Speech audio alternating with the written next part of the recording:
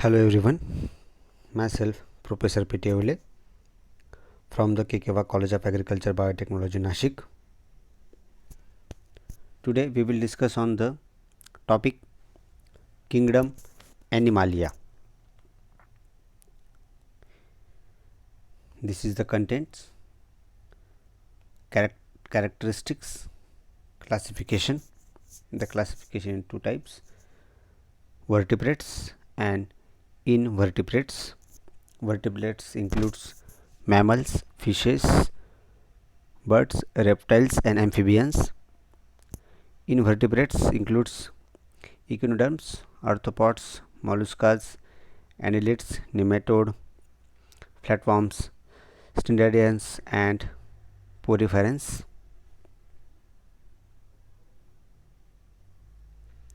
The general characteristics from the kingdom Animalia: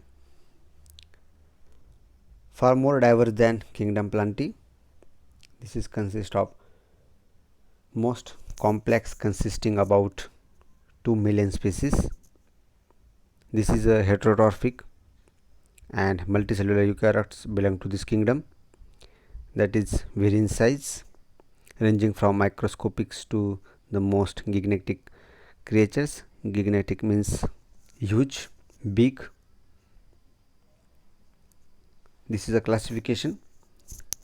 Kingdom Animalia are divided into two groups, that is vertebrates and invertebrates. Vertebrates means animals with backbones and invertebrates means animal without backbone. Vertebrates is the mammals, that is the first type. It is covered with hair and they have mammary glands. These glands secrete milk to females or milk of females who have just delivered their young, that is the warm blooded animals. The examples of mammals are cats, dogs, goats, whales and dolphins. This is the example. So this is the pictures of the mammals. You see that dolphins, elephants, animals, fishes and animals, tiger. Second, vertebrates are birds. It is the feathers cover their body. They have or bill which they use to get food. They have pair of wings that enable them to fly. They are also warm blooded and the leg from which their young is hatched. This is the picture of birds. Third, vertebrates are reptiles. This is they have thick dry scales that cover the bodies of reptiles to prevent the excessive loss of water. They are cold-blooded animals. Some have 4 legs while others have no legs at all. This is the reptiles. Examples of reptiles, you see the pictures: snakes, crocodile, etc. Fourth, amphibians, that is the another type of vertebrates. Amphibians are live in water during the early stage of their life cycle and begin to stay on land where they can get enough food. Body is covered by the thin, flexible and visually moist skin. Their eggs are fertilized externally. The major examples of amphibians are frogs. You see the image. The next vertebrates are fishes. The fishes, they have scales as body covered and they breathe through the gills. They also have lungs for breathing. Bankus, lapu-lapu and dalagang, bukid are all bony fishes. Sharks and rays are cartilaginous fishes. This is the examples of or pictures of fishes. Then next classification is the invertebrates. The first one, phylum Echinodermata.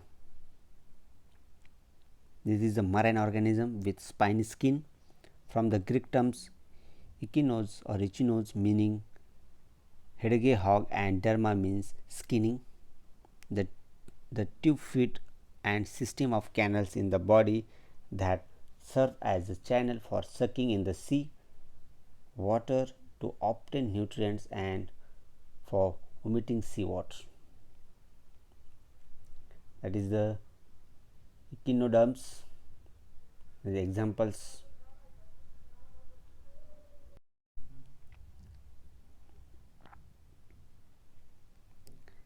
This is another images or another examples of echinoderms. The second invertebrates are phylum Arthropoda. The phylum Arthropoda have a pair of 3 or more jointed legs. From the Greek term arthron meaning joint and podus meaning foot. Therefore, 3 or more jointed legs are present in phylum Arthropoda. They have an exoskeleton or hard outer body covering made up of chitin. The largest phylum in kingdom Animalia. This is examples or pictures of arthropods.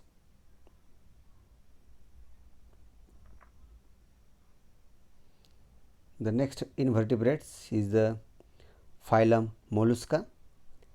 Phylum Mollusca have soft body. It is the Latin term mollis, which means very soft.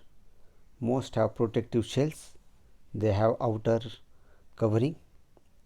That is the mollusca's pictures.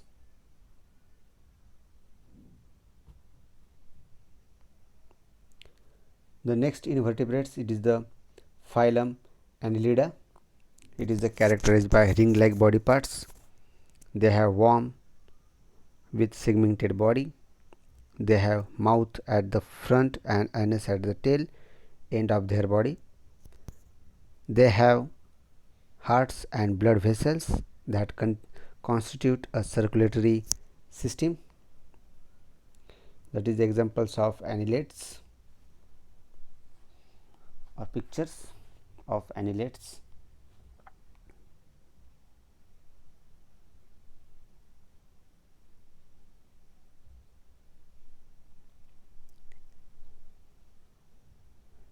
The next invertebrates means the fifth one, phylum Nematoda.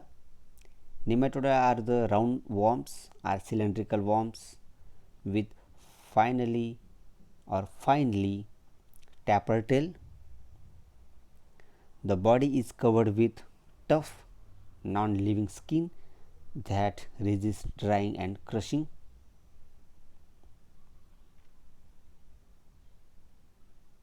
The next invertebrates is the phylum Platyhelminthes. It is the simplest worm. It is some of them are free living while others are parasitic, living in the bodies of the animals including humans. It is the examples of flatworms.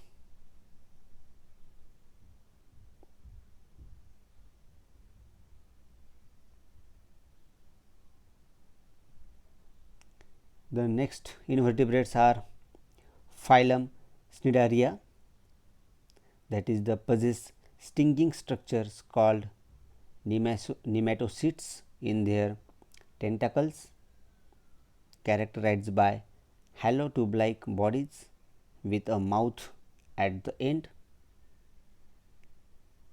This is the examples of Cnidarians.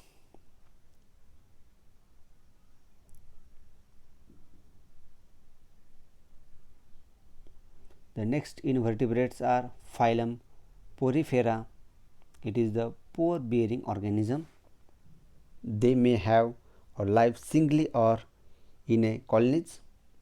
They eat by allowing water to flow through their bodies and trapping small organisms in the water using their specialized cells. This is the pictures from poriferans.